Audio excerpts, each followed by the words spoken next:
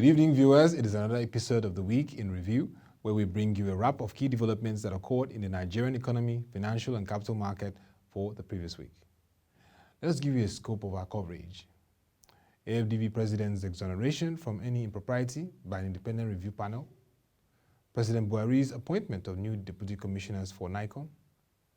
MBS release of Nigeria's value-added tax collection for first half of the year 2020.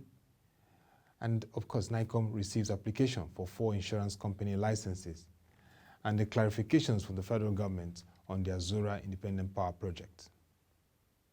Let's first begin with the independent review panel set up to investigate Dr. Akinwumi Adesina, who submitted its report and exonerated the AFDB president. The panel stated in its report that it was satisfied that the Ethics Committee considered the complaints in a comprehensive and responsible manner, and also said it had considered the president's submissions on their face and found them consistent with its innocence.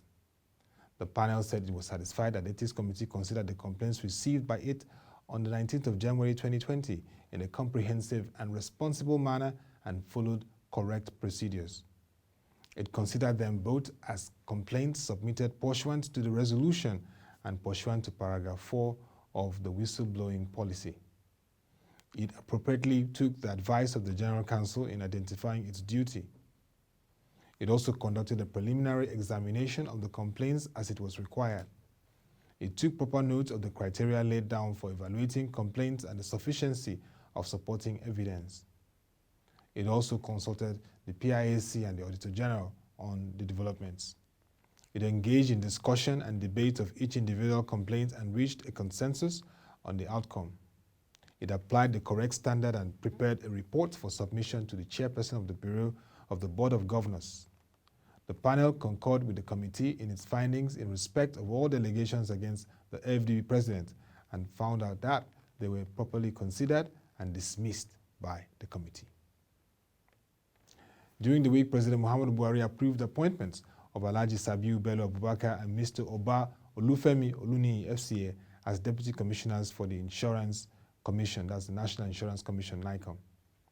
According to a statement issued by Deputy Director Commissioner for Insurance Directorate, Sabiu Bello will function as the Deputy Commissioner Technical, while Oba Olufemi Oluniyi will serve as Deputy Commissioner in charge of Finance and Administration. Both appointments are effective July 17, 2020 for an initial tenure of 5 years. Sabiu Bello Abubakar joined Jais Takaful Insurance PLC as Executive Director Operations and Training in November 2017. He is a Fellow of the Chartered Institute of Insurance of Nigeria and Chartered Insurance Institute of London, as well as Associate Member of Nigeria Institute of Management.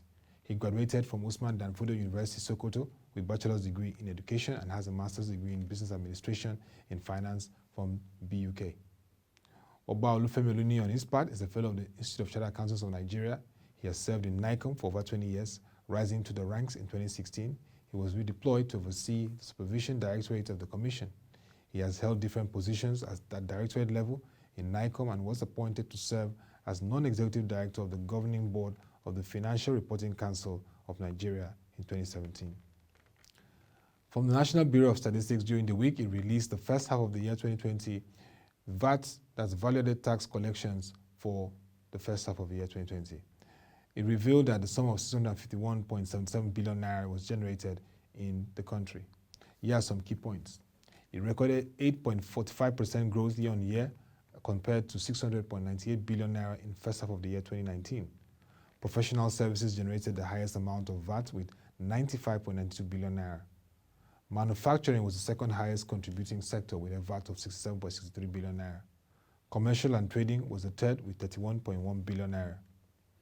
335.82 billion naira was generated as non-import VAT locally in the first half of the year 2020, while 161.74 billion naira was generated as non-import VAT for foreign. The balance of 154.21 billion naira was generated as Nigerian Customs Service import VAT. Also in the week, the National Insurance Commission received applications from the underlisted companies for registration as insurance companies to transact insurance businesses in Nigeria. This is in fulfillment of the statutory provisions of extant laws for the registration and licensing of insurance companies. The general public is hereby informed that the Commission has commenced the process of registering the companies, and they are advised and requested to submit reports or any objection they may have otherwise against these registrations within 21 days. The companies that submitted applications include Heirs Insurance Limited, incorporated in February 2015, with Mr. Lani Stephen Onifade as MD CEO and Mr. Tony Elumelu CON as Chairman of the Board. Stanbic IBTC Insurance, incorporated in May 2012, with Mr. Kinjide Urimolade as MD CEO and Mr. Yinko Sani as Chairman of the Board. Heirs Life Assurance Limited, incorporated in February 2019, with Mr. Abba Okoriko as MD CEO and Alhaji Abdulkader J.D. Bello as Chairman of the Board.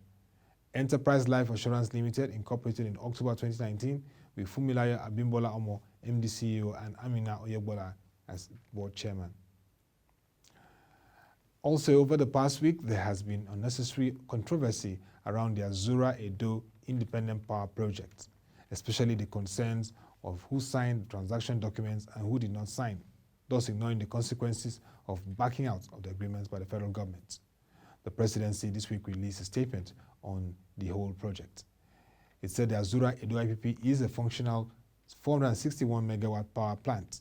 It is owned by a group of investors led by an internationally reputed firm, Actis, and includes the Edo State government as part of the investment consortium. The plant supplies over 8% of the power on the national grid, and clearly the controversy as to who signed the agreements has no real basis, if indeed the only quest, according to the presidency, is for the plain truth. It says since the Buhari administration had chosen not to repudiate the deal, it went ahead to issue the required legal opinion and sign the World Bank guarantees that had been initiated in April 2014. In fact, the main power purchase agreement, which was signed in 2013. We call it a wrap on this week review. Visit our website www.prochange.com for more news stories and videos. Till we come your way again. Thank you for watching. Have a nice day and stay safe.